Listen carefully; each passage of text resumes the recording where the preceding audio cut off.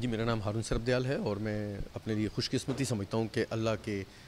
رضا سے اس کی نوازش ہے کہ میں آج یہاں پر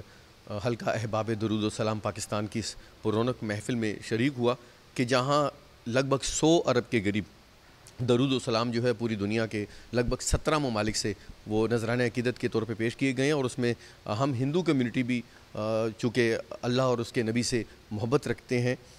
ہم نے بھی اپنا اس میں کنٹریبیوشن کیا بالکل اسی طرح کہ بسم اللہ الرحمن الرحیم اللہم صلی علی محمد وعلی آل محمد کما صلیت علی ابراہیم وعلی آل ابراہیم انک حمید المجید اللہم بارک علی محمد وعلی آل محمد کما بارکت علی ابراہیم وعلی آل ابراہیم انک حمید المجید۔ یہ سلامتی اور یہ برکات ہم بھی اسی طرح اللہ رب العزت کے حضور نبی پاک صلی اللہ علیہ وسلم کی شان میں ہم پیش کرتے ہیں کہ یا اللہ آپ نبی پاک صلی اللہ علیہ وسلم پر بالکل اسی طرح جس طرح حضرت ابراہیم علیہ الصلوۃ والسلام کی اور ان کی آل پر آپ نے جس طرح سلامتی اور برکات نازل فرمائی، ان کی مشکلات کو دور فرمایا، اس طرح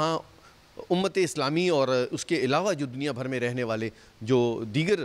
جو مذاہب سے تعلق رکھنے والی جو عوام ہیں، چاہے ان کا کسی بھی مذہب سے تعلق ہو، ان سب کو بھی سلامتی اور خیر بخشنا، ان کو بھی شیطان کے شر سے بچانا، صاحب علم کرنا، بین المذاہب ہم آہنگی کو فروغ دیتے ہوئے افہام و تفہیم سے ایک دوسرے کے ساتھ پیار محبت کو بڑھانے کی توفیق دینا، اور آپ جناب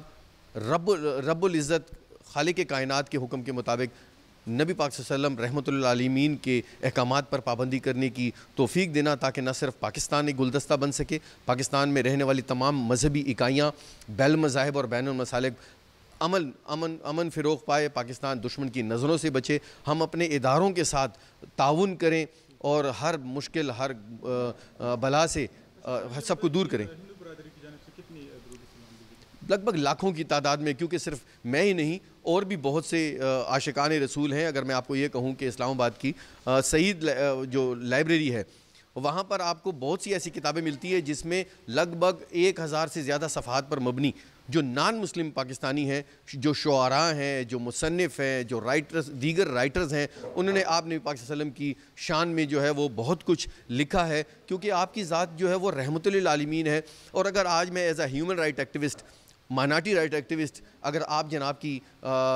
شخصیت کو اپنے مد مقابل رکھوں تو آپ میرے آئیڈیل شخصیت ہیں، اس لیے کہ آپ نے اس دور میں جس وقت جہالت کا دور تھا، بیٹیوں کو زندہ درگور کیا جاتا تھا، زنا اور شراب اور اس قسم کی تمام محافل عام تھی، قبیلوں میں جو ہے وہ عوام بٹی ہوئی تھی، آپ نے سب کو یکجا کیا، اسلامی معاشرہ قائم کیا۔